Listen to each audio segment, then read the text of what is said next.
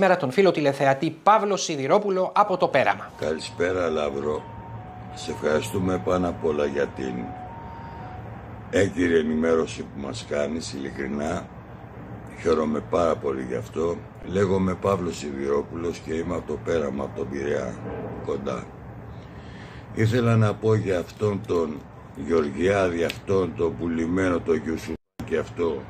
Πήγε και υπέγραψε για να έρθουν 500.000 Πακιστανοί. 500.000, ξέρεις τι είναι, στρατός είναι αυτός. Που μέσα στην Ελλάδα και άλλοι πόσοι υπάρχουν από αυτούς.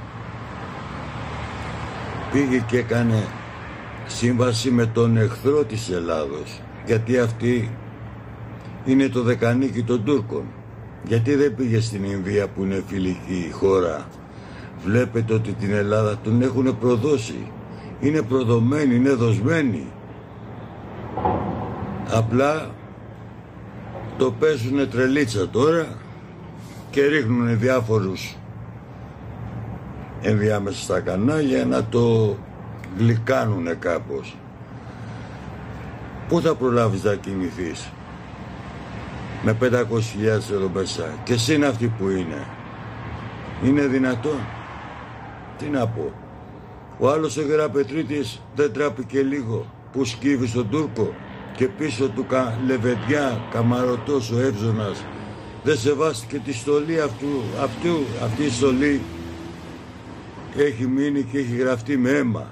Δεν σεβάστηκε ούτε αυτό και σκύβει. Αυτός ο Λεβέντης ήθελα να ξέρα πώς θα αισθάνθηκε εκείνη την ώρα. Τέτοια ρεμάλια λίτες, άμετα και τα κανάλια, οι εφοπλιστές κάνουν τα παιχνίδια τους, γι' αυτό τα πήρανε. Για να εκβιάζουν την κυβέρνηση και να κάνουν ό,τι γουστάρουνε. Και αυτή τι νομίζει, μια λιταρία είναι.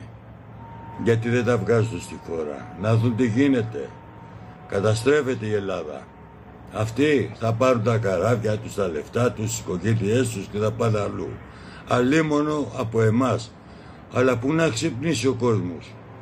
Και ύστερα, αφού φτάσαμε τώρα και να θέλουν και γάμο, να πούμε τώρα άντρες, αν είναι δυνατόν, μετά αρχηγός κόμματος να παντρεύεται, αφού φτάσαμε σε αυτό, που σε Χριστόδουλε να τα δεις, γι' αυτό τον φάγανε τον άνθρωπο.